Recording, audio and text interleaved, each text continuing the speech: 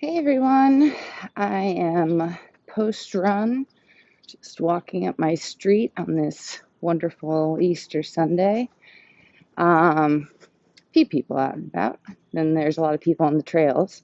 I wanted to present to you my first exercise related pom pom posted. I saw all sorts of people, I see them all the time out and about, and doing whatever serves them. Um, Walking, pushing a stroller, bicycling, rollerblading, skateboarding, running, um, whatever. People carrying their fishing buckets to go down and fish.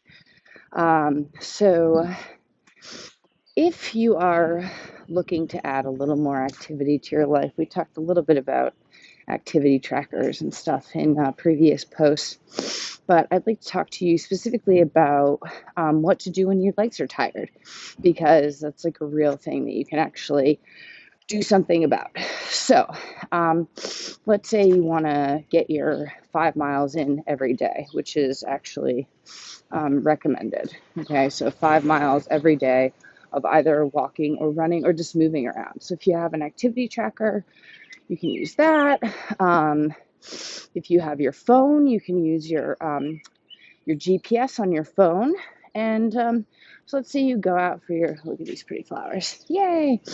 Let's say you go out for your walk and then the next day you're like, oh my gosh, my feet are like really bothering me. So here's what you do. You get your cup of coffee and you grab a rolling pin. Everybody has a rolling pin in their house. If you don't have a rolling pin, you might be able to get away with like a can. There's like foot rollers that are sold pretty cheaply online, but so grab something that you can roll your foot with. Turning back. And literally stand at the counter and just like watch the news or do what you do, drink your coffee, and roll your feet out. So that'll help prevent plantar fasciitis. So fasciitis means inflammation. Fascia means like the tissue, and plantar means foot. So it's the foot tissue inflammation. So that is like one of the first things to happen when you're going out for long walks. So, what causes plantar fasciitis? It could just be that you're wearing the wrong shoes. So just like take a look at your shoes, make sure they've got plenty of cushion. I'll stop and talk to you for a second. Um, and also take a look at your calves. So the next thing you want to do is pick a wall, any wall, put one foot in front of you and one foot behind you, and just push against the wall to get your back calf stretched out. Then from there, you want to lift your heels slowly up until you feel your Achilles tendon, that tendon on the back of where your heel bone attaches to your calf muscle. You want that to shorten and lengthen. So do your calf sort of like heel raise and lower. Then take that same foot forward and put it on the wall. So we want to put this on the wall like that. And then lean into the wall. Okay? So then you do everything on the other leg. Then the next two steps, or three steps, you want to do.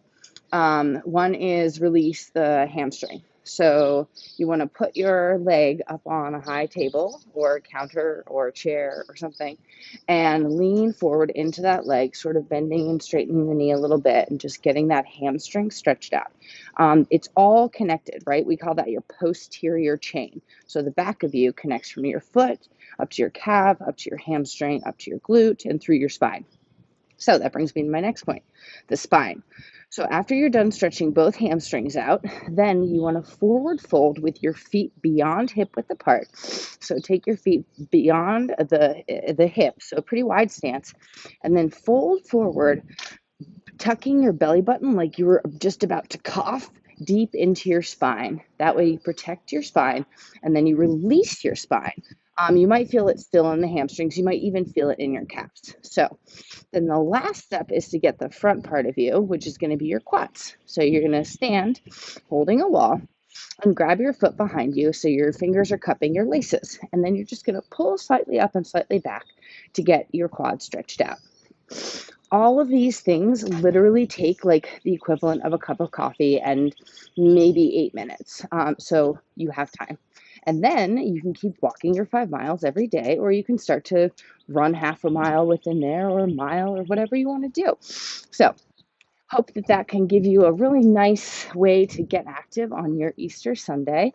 Um, However, you're celebrating with this very special day. I hope it is with somebody special, whether that be a phone call, a text message, a virtual Zoom conference, whatever you wish to do. Connect with your community, connect with your family, and just love yourself and love your neighbor.